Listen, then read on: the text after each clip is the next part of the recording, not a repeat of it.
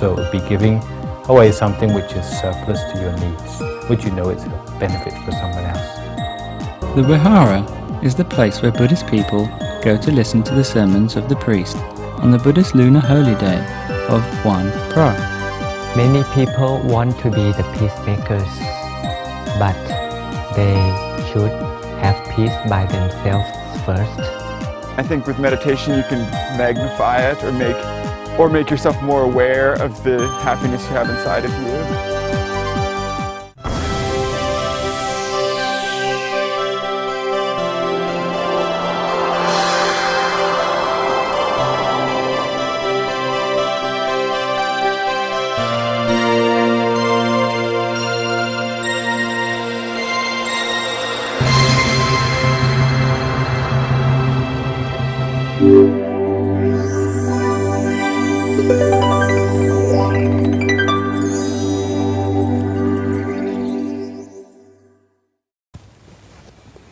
Sawadee. Welcome to another edition of Meditation for All, show every Sunday morning at 4 a.m. Thai time on DMC channel. The show that gives you the knowledge you need to find peace and happiness in life. I'm Wichada Satolanan, your host for today. On our show today, Venerable Nicholas will talk about how the Buddha came to be, the fact he could pursue perfection. Then, we have the Buddhist culture, meditation practice with Venerable Somsak Piyasilo, and lastly, an interview with participants of the Middle Way Meditation Retreat in Chiang Mai by Jinda Limsakun.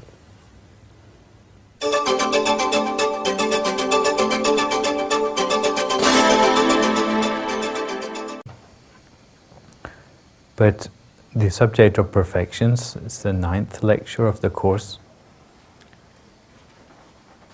is something which is a very important part of the culture of our temple, because it is like the standard or the benchmark which we use whenever we try to do good deeds in our lives. If you don't know Thai language, maybe you never heard the word parami or paramita before, which is the word from where we get the word perfections. But many people are confused about this word, because in the normal Thai language, the word parami, sometimes they translate it as influence or charisma or power, and it usually is applied to people who are very influential in society, to say this person has a lot of parami, and that's why they can influence big things to happen in society. And many Buddhist people in Thailand don't pause to think where these people got their parami from, as if they were born with them or they suddenly fell out of the sky on top of them or something like that.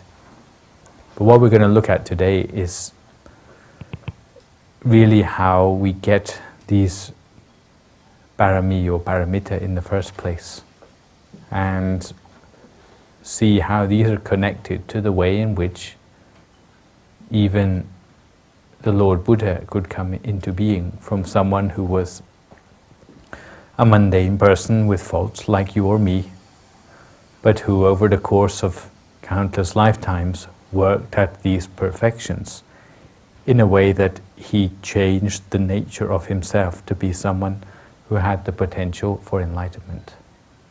So really it's a very key element, a very key piece of the jigsaw in understanding how Buddhism works, how any person who wishes to can follow in the footsteps of the Buddha to become enlightened in the future as well.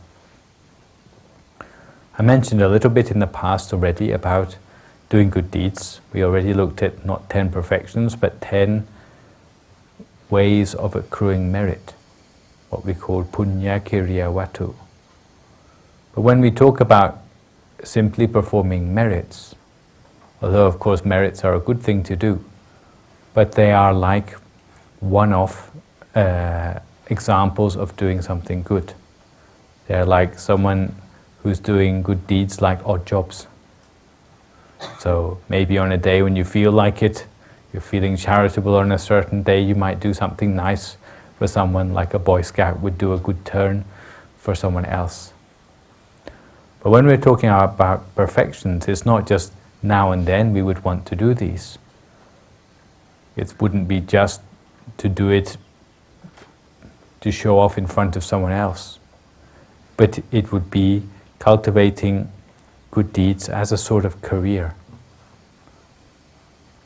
Professional good deed doing, in other words, where you try to build on the degree of the good things which you are doing throughout your life, so that any improvement you have in the amount of good deeds you are able to do, or the odds against which you are able to be successful in doing good deeds, this is what we call progress in life, or progress in cultivating perfections, or pursuing perfections in our life.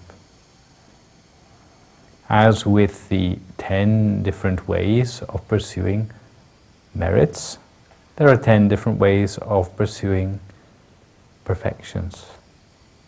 But they're not the same, okay? In the Mahayana tradition, I should add, they are condensed down to only 6.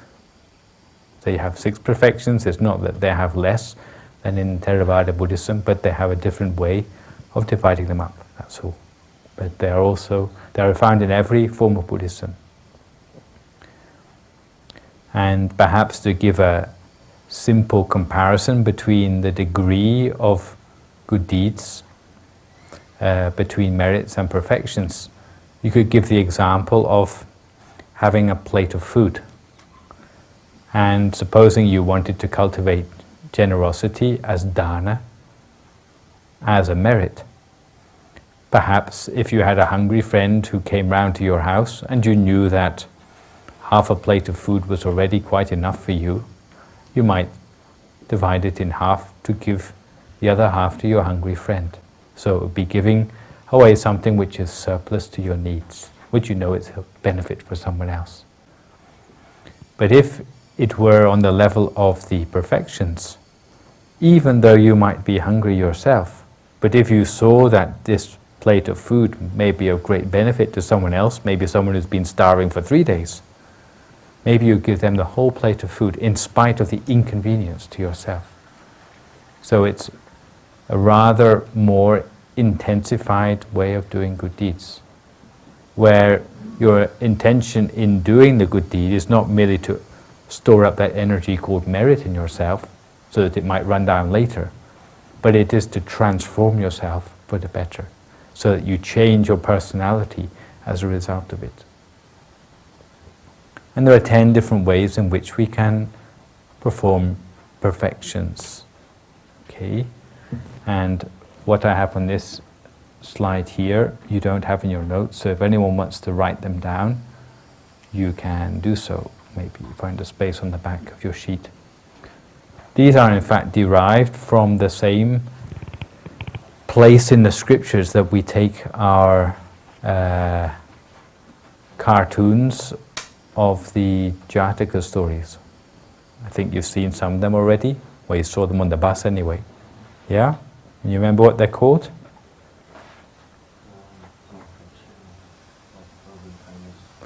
In Thai we call them Tosachat, which means 10 lifetimes. Actually in English we call them, they come from a place in the scriptures which we call the Charya Pitaka. Charya means conduct, Pitaka means a collection.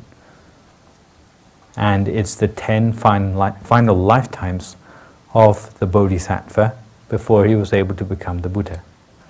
And traditionally speaking, these 10 lifetimes were the 10 lifetimes where he exemplified to the ultimate each of the 10 perfections. So 10 final lifetimes. In fact, there are a total of 547 lifetimes described in the scriptures, and many more which obviously aren't. But the last 10 of these are supposed to be the ultimate examples of his ability to pursue these perfections. And taking from there, in a nutshell, as it were, what each of the perfections is about, I've made this table. Okay, this comes from the work of our Vice Abbot.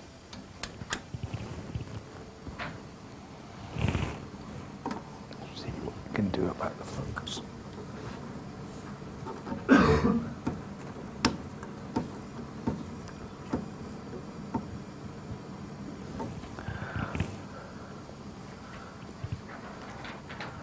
So the first perfection is that of generosity.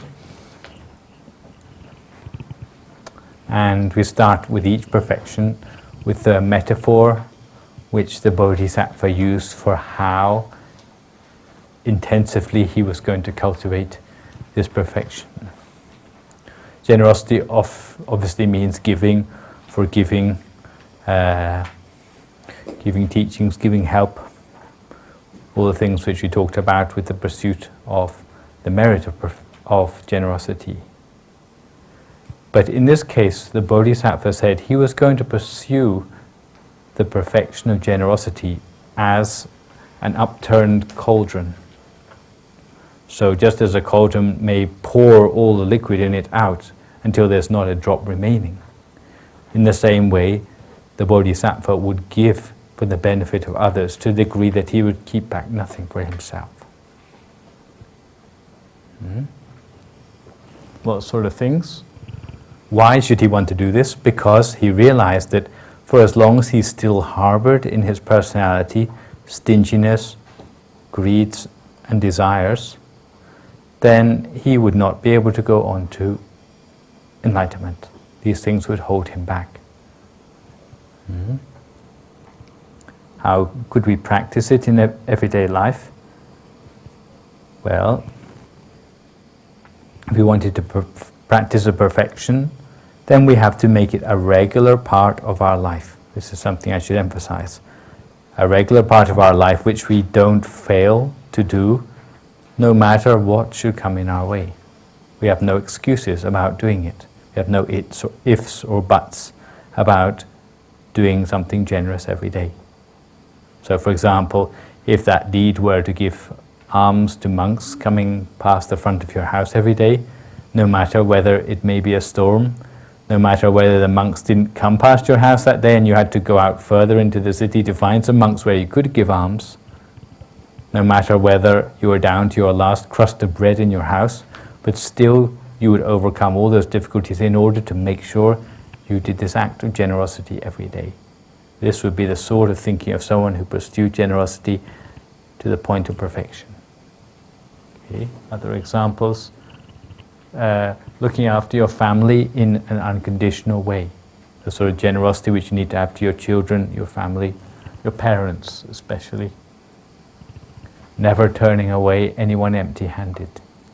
Even though you may not give them everything they ask for, but you always give them something.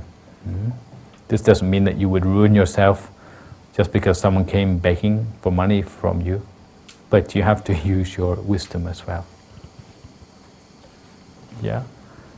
I have to go quickly, so maybe keep questions till the end, okay?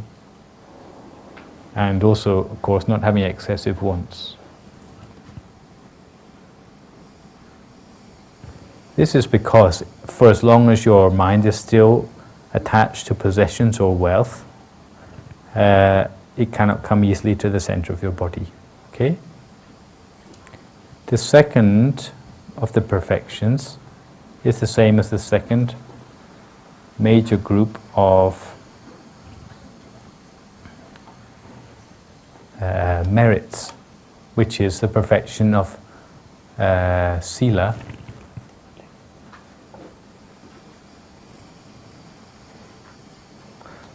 or self-discipline. Normally we think of it just as keeping the precepts. So you might think, well, no big deal. But maybe you never thought about the things which might come in your way of keeping the precepts properly. Supposing you had the choice whether to put your life on the line or not, rather than break a precept. Like the example I told of the hunter going into the forest and suddenly having a snake wrap itself around him. And he had to have the choice between breaking his precept or harming the snake. Breaking the precept and harming the snake, or looking after his own life. This would be the sort of realm where you are now entering upon the perfections of self-discipline, rather than merely keeping the precepts so that you get lots of merit.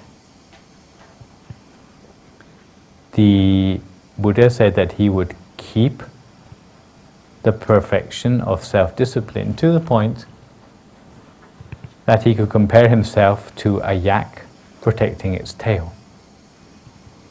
Who's ever seen a yak apart from Sherpa? Yes, I know. No one else? What does a yak look like? Look like a cow, or does it look like a horse? Cow. Cow, but they have long. Yeah, it has long hair, and it has long hairs in its tail. Yeah, and horns. Okay, but what is important in this case is it's very fond of its tail, and it's so fond of its tail that, unlike a cow or a buffalo, which might get its tail caught in a thorn bush as it was walking past it, instead of just keeping on walking so that the strands of hair from its tail are left in the bush, a yak is so fond of its tail that it will go back and it will make sure that every last strand of hair from its tail has been extricated from this thorn bush intact. And in the same way, the Buddha said that he was going to keep the precepts so perfectly that he wouldn't break even one of them. You must keep them intact the whole of the time. So obviously, why should he want to do this? Because if he was going to go on to Buddhahood, he could not afford to harbor within his personality any repulsiveness of his body or speech. So you can see, really, it's not just about precepts, it's also about any forms of good manners, or any forms of things where you would bring yourself into conflict with others as a result of your heedlessness or carelessness.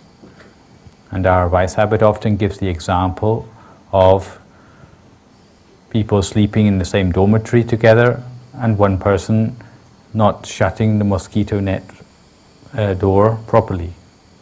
Because of their lack of care, they cause suffering to the whole of the community. So this is the same principle as the perfection of self-discipline. The reason why we keep most of our precepts is to make sure that our community is harmonious, and there are not petty things which crop up which will cause conflicts. And this becomes even more important if you are going into more fussy levels of society, like aristocracy or royal families, where your manners count more and more.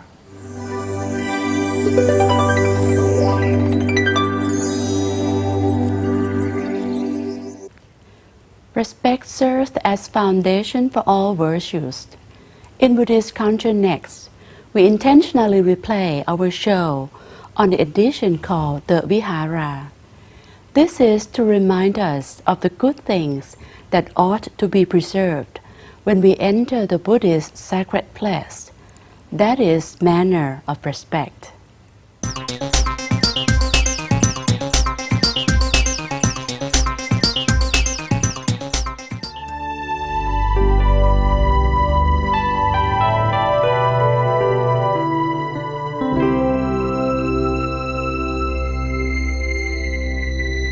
The Vihara.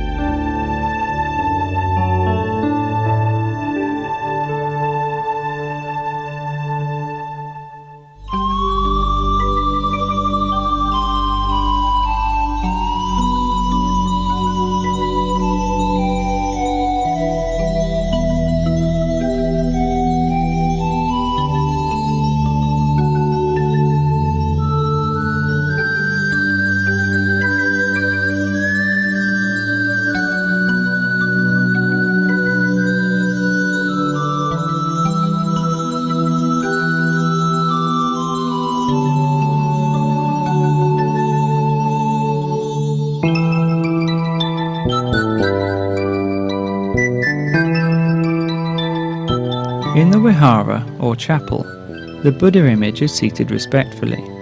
It is the most sacred place. To step in with shoes is to spoil the place and atmosphere with dust and dirt.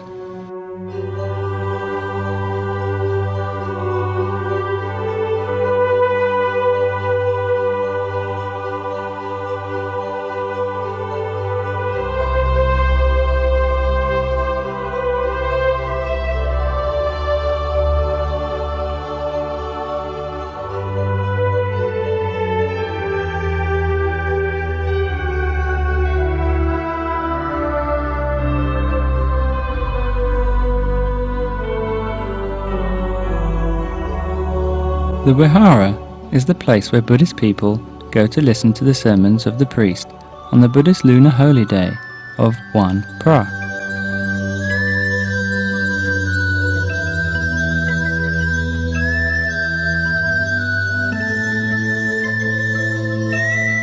On ordinary days, the elders love to be there in the afternoon to pay homage to the Lord Buddha and to chant.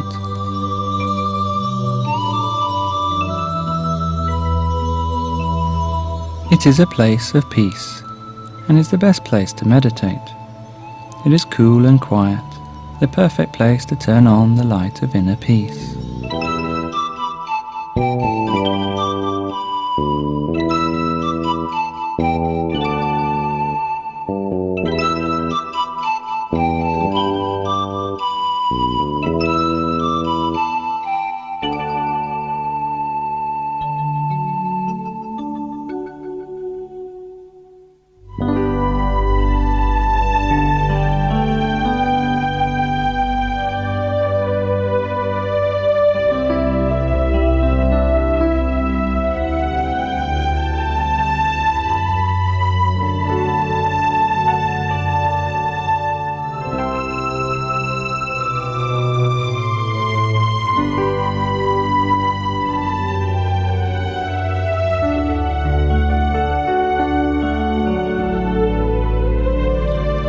As it is the most sacred place, a place of spiritual retreat, it is not a place for fun.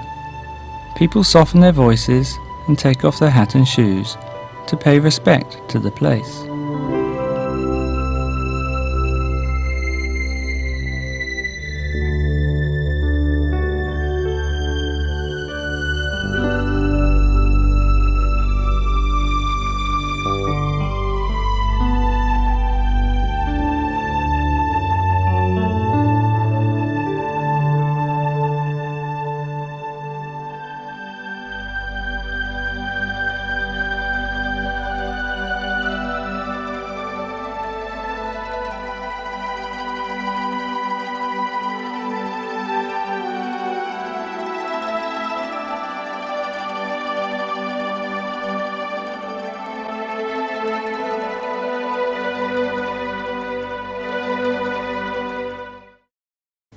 Money can buy fish and meat, but not appetite.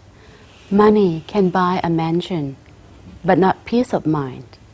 But a peace of mind can be found in the next meditation session with Venerable Somsak Piyasilo. Let's join him.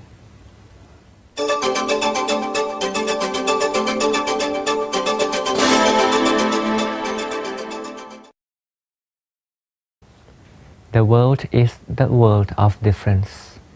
We are different in colors. We eat different foods. We talk different languages. We have different mentalities and many more. But one thing the world has in common, that is, we don't have peace. Many people want to be the peacemakers, but they should have peace by themselves first. Meditation is the universal tool to make peace. Why don't we, all of us, try this tool first? Meditation is simple as 20 minutes and we gain peace. Why don't spend years and years trying to make peace? Because we can spend only 20 minutes and we get peace right away. Welcome everyone to the atmosphere of peace. Ladies and gentlemen, it's time to meditate. First, you choose your favorite corner of your house, your room. You can sit on the chair, on the floor, on the cushion. You can sit on the pillows, whatever you feel best. Because meditation will take you to relax. So you relax the whole body, and then we will go together by relaxing the mind and go inward into ourselves. This is a journey of peace, and you are ready. I am ready. Close the eyes slowly.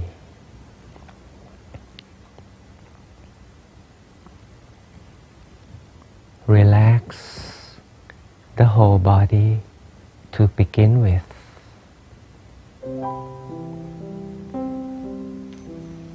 The whole physical body from head down to heels. We will relax them all. Loosen all parts of the muscles. Relax all muscles.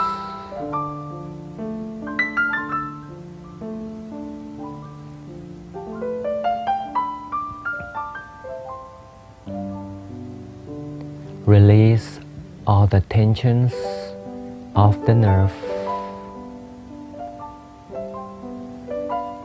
The body begins to relax and release.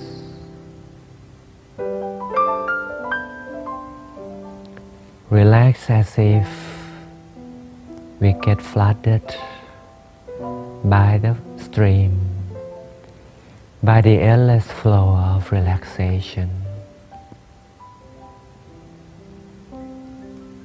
And the mind now begins to relax as well.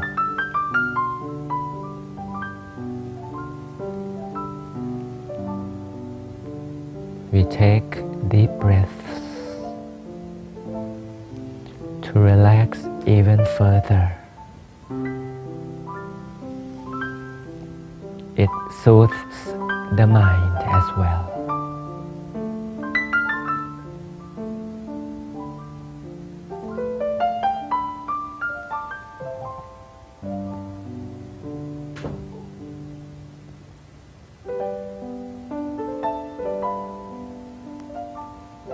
Now follow a deep breath deeper inside. Notice the passage of the breath deeper in.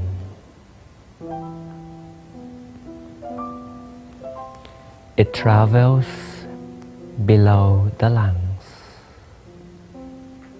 until it reaches its station of peace inside the stomach. The place where the in-breath ends and turns out is termed the turning point. It is the turning point of the in-breath, but it is found to be the station of peace because physically it is extremely the middle point of the physical body. It is also, according to the teaching of Lord Buddha, it is the location of the middle way. So the turning point of the breath coincidentally becomes the union of the body and the mind. This is a perfect balance of both the body and the mind. When it is the center, it doesn't move because it is the axis of life. It's the axis, it doesn't move. It's the axis commonly by both physical body and the mind. So now we are gaining peace because the mind doesn't move when we allow the mind to stay here. It is the moment all of us will experience inner peace.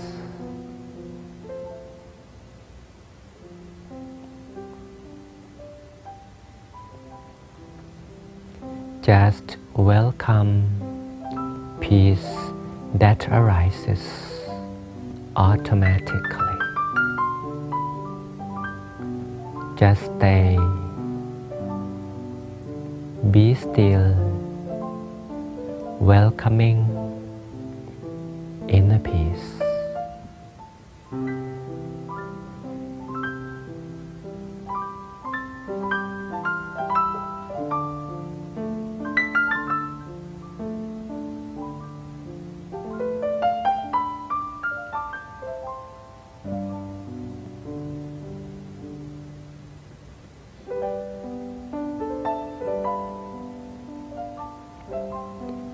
We take another good deep breath to confirm the existence of the mind inside. When the mind gets in touch with the turning point, peace is generated because of the good balance. That's why the turning point is also termed the station of peace. The mind is dwelling so well, so motionlessly upon the station of peace.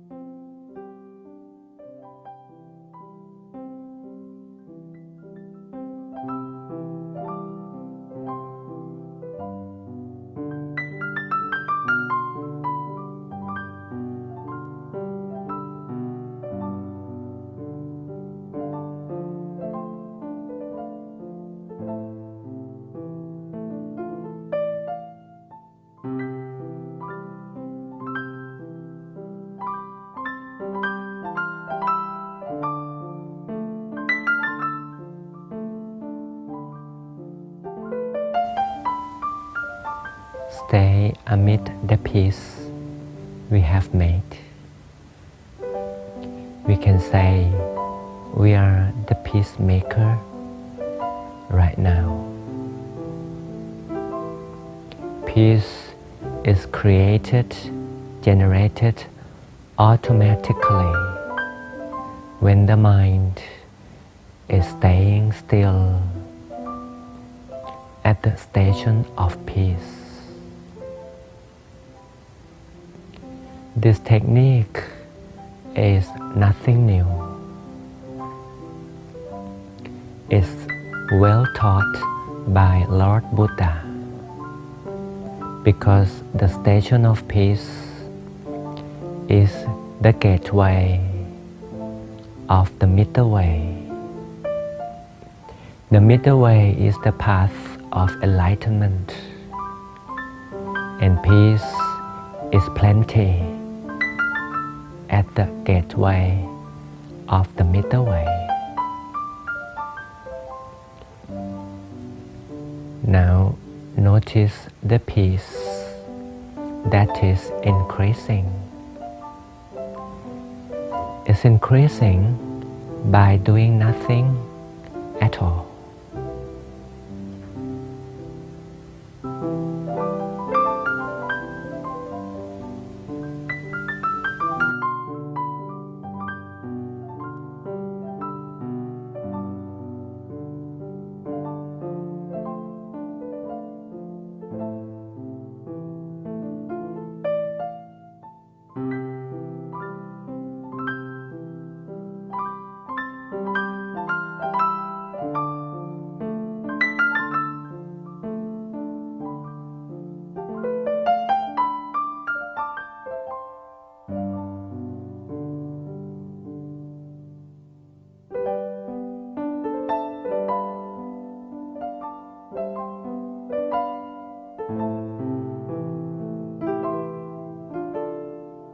Besides generating peace, we could also share peace. Peace could be given away for free to everyone we know and everyone else we don't know. Peace is in the form of a sphere according to Lord Buddha. The mind at peace. The mind is in a sphere form originally stated by Lord Buddha. So now peace is formed according to the shape of the mind. A peaceful mind is bright and round. It is as bright as the full moon. The moon in the mind is gaining peace and brightness. Learn to stay with the sphere bright, with the sphere round, the shape of the mind. The mind is round. The moon in the mind is shining gold.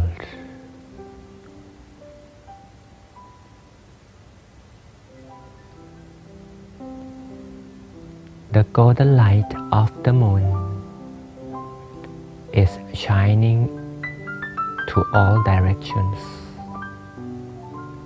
We are sharing the peace we generate. The peace we make is shining everywhere. The moon is shining to everyone who sees it. Now peace prevails everywhere as far as the moonlight could go.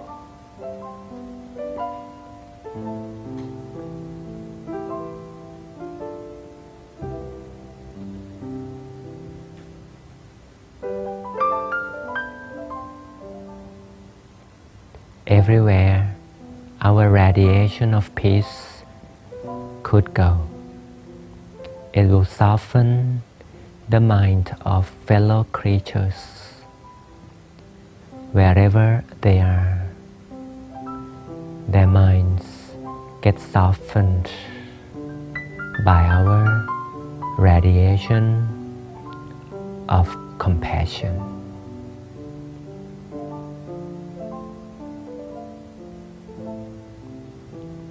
before we make peace to the world, the very first step is to make peace to ourselves.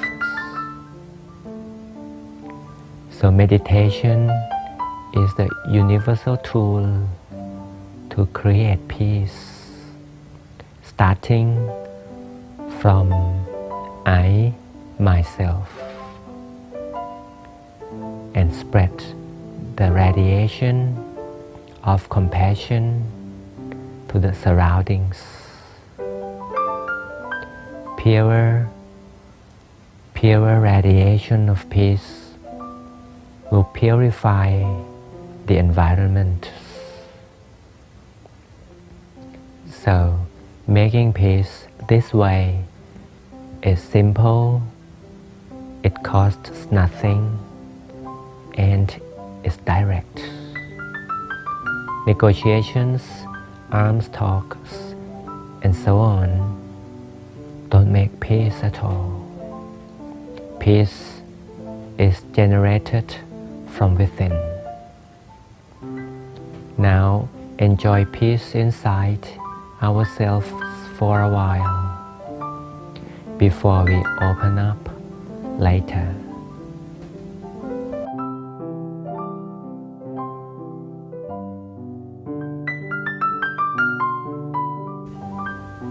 It is amazing how a person like us can make peace. Thanks for the teaching of Lord Buddha about the middle way. The location of the station of peace is simple and reachable by people of all walks of life. This is one thing in common in the world of differences. Meditation is universal enough. No matter who you are, the color you are, the religion you belong, the language you speak, all the differences will be gone when people of the world sit down, go back in to the station of peace, and world peace is within reach. Stay at the station of peace of yours. Slowly count down from 9 back to 0. Take a deep breath as a confirmation of the station of peace.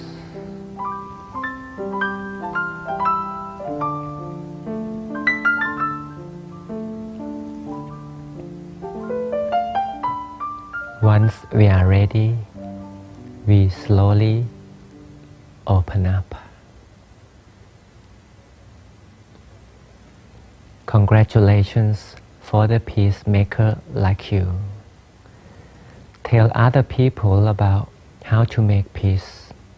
Before making peace, before singing a song for world peace, the singer should come back, sit down and meditate.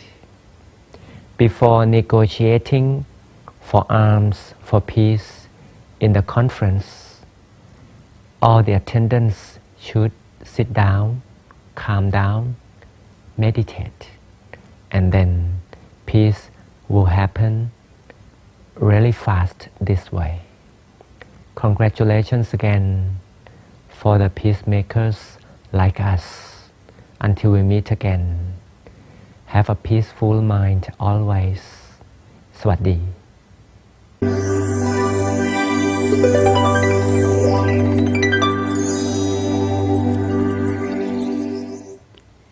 In our interview session with Jinda Limsakul, we have many participants of the Middle Way Meditation Retreat awaiting to share their discoveries and experiences. Today, meet David Stegman, 20 years old, from Canada.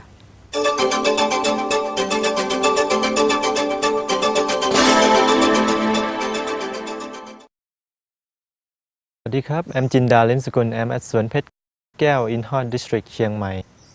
And today we're going to have a conversation with one of our participants in the 5th Middle Way Meditation Retreat. สวัสดีครับ So can you introduce yourself, please? My name's David Stegman, and I'm from Canada. Okay. And how old are you? I'm 20 years old. And what's your profession? I'm a cook at a restaurant. Okay. Okay. And what's your religious background? I was raised a Catholic by mainly my mother until I was about 13 or 14 years old. And then none since then, really. Okay. And have you ever been involved with the religious activities? I went to almost Sunday school or all the way till I was 13 or 14. So Sunday school.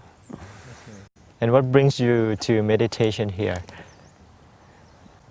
Just in personal interest. I've never done anything like this before, so I thought I'd try something new. Mm-hmm. And did you like it? Yeah, so far so good. Okay. And how did you find out about the meditation retreat here? Gabriella, who I'm traveling with, actually found it online, and we're both interested in meditation camps, and it was the only one we could find, so we went for it. Okay. And what's your meditation technique? I relax my body completely, and then I visualize like a crystal ball, maybe a little bit smaller than my hand, right in my stomach, and it's almost spinning slightly forward, and then I repeat things in my head, or just like I'm relaxing, or just over and over and over to clear my head of all thoughts, and then it really gets me calmed. Yeah. Okay. And to keep your mind stand still, how do you do that? How do I? Yeah, what's your technique? Or after I get my mind and body relaxed, I just kind of let my body float and everything's completely black, or it's just nothing, calm. Yeah. How about, what is the best experience here have you done? I had one where I was in the state, and then I was thinking back in the past, or it was, I guess I don't know if I was thinking it or if it was just coming to me, but it was all these really happy moments in my life of different friends, that just like little moments of a lot of happiness just came to me all really fast, but it was like almost overwhelming. It was just like, whoa, and I felt really hot and happy. Yeah. Okay. Can you explain how to prepare yourself before meditation? I would just say sit comfortably is one of the main. I had trouble at the beginning because I wasn't sitting properly, but finding the right position and just going with it, or just sitting there comfortably, I think is one of the biggest things to do before, and making sure you're comfortable before you start. Okay. And do you think it's difficult for you to meditate? I think it's somewhat difficult, but it's more, I think of it more as a waiting game, or like waiting to see what's going to happen instead of putting a whole lot of effort, or not effort, but you're almost waiting and just exploring slowly and seeing what's going to happen instead of attacking it, or like really pushing yourself forward. I think it's more, it's coming slowly and slowly. Yeah. Okay. And what's the feeling after meditation for the rest of the day? Relaxation, and also really focused, or you feel focused and like clear and calm. And I think you also observe things a lot more, or you notice things like small things like insects, and everything around you just becomes, you're more aware of everything. And then any positive changes? You feel happy, or yeah, happy, I guess. Okay. And after getting to know about the center of the body, how do you feel about? Well, I didn't realize that the center of the body was here until I came here. And it definitely feels more stable here than, say, in your head where, you know, you're not grounded. It feels good. That's all I can say. It feels good. Okay. What do you want to tell the others who are meditating? To get comfortable, I think, is the one thing that I can really, which has helped me a whole lot, is get your body completely comfortable before you start. So you're not, when you're trying to meditate, move your body around to try to get comfortable. You should already be comfortable and then start meditating. Yeah. And what if they want to, you know, they feel like they want to give up? So do you have like any inspiration to say to them? I think meditating in a group really helps, because say you open your eyes and you see everyone else around you meditating, you can think, well, if they're doing it, I should probably be doing it as well. So you go back into it. Okay, and now what would you like to say to the Most Venerable Dhammachayo, the abbot of Dhammagaya Temple, who are the leader of the program here? Just thank you for setting this up, especially for people of other nationalities who can't speak Thai, for instance. Having the information available to us, just an honor to work here or participate. Okay, and what do you think meditation would benefit you in the daily life? To be more focused and make you realize what's important to you and what doesn't really matter, or you shouldn't worry about smaller things. It's more, you really get to know yourself and what you like and what's not, or not like and dislike, but what's important to you and what you want to achieve, and yeah, you move towards those things. Like you're more focused, I'd say. Yes. Joining this program is not just meditation. You get something like Thai culture and Buddhist culture. How do you like that? Very interesting. I was raised a Catholic and didn't really, and I found in North America you're not exposed to a whole lot of different religions a lot, or you don't learn about it in school, for instance. So to come here and be able to ask questions to the monks and to the mentors, it's just fascinating. I really like it. Yeah. Okay. How would you explain about inner happiness? Inner happiness? I think it's like not a point of view, but it's something that you can bring towards yourself, no matter what your surrounding situation is. You can just be thankful for you having anything, and that just brings you can bring happiness to yourself just for being thankful for the little things you have, even if you don't have a lot. It's more, you decide if you're happy inside, and no one else can tell you you're happy inside. You decide it for yourself. Okay, and what's the difference between the inner happiness and the worldly happiness? Inner, I think, is more calm, it's more calm, and outer happiness is more senses based, or it's more exciting, I think, or it's more thrilling, but internal happiness is a lot more calm, I'd say. With the calmness, would you think meditation would help people, everyone to reach the peacefulness? Yeah, I think that everyone has internal happiness, and I think with meditation you can magnify it or make yourself more aware of the happiness you have inside of you, and to be able to see it, because some people don't see that they have inside happiness. Okay. And how do you like the place around here? Oh, it's beautiful. Yeah. Do you like the program we set up here? I think there's a good balance of amount of meditation and teaching, and then also I really enjoy having time to be able to share the experiences with the other people who are doing the exact same thing that I'm doing. It's good.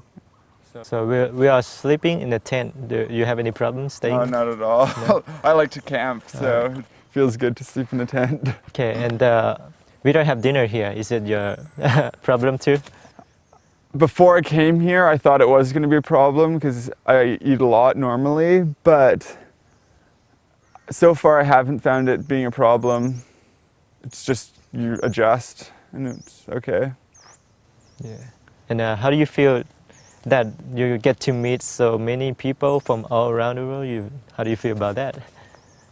It's really interesting to see how the other people from other parts of the world feel about their meditation, or they all do it kind of differently, or some people, they use the mantra or whatever, or others go up through the cycle when they breathe, and just to be able to hear how they're doing it is interesting, yeah. Okay, if you have a chance to come back here again, will you come back here and join the meditation retreat? I think it would even help to come back again in, say, a month or so, just to reinforce what you've learned before, because there's a lot of information to learn in a week, and it's just boom, boom, boom, meditation, learning, So to have a little break to process the information and then come back and do it again, I think would be a big help. Okay.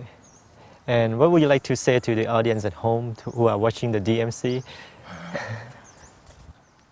I'd say just try it out, really, and it's not hurting you in any way, so why not try to do it and see for yourself if you like how you feel, or it's really interesting to explore yourself, because normally lots of people don't. So I just say try it out, and you can decide if you like it or not.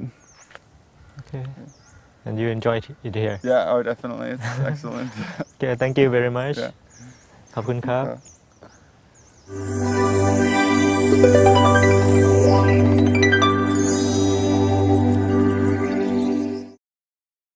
People of all ages and nationalities found that meditation brings happiness. So why waste time searching? Meditate today and find that the happiness is within you. Until we meet again. Goodbye. สวัสดีค่ะ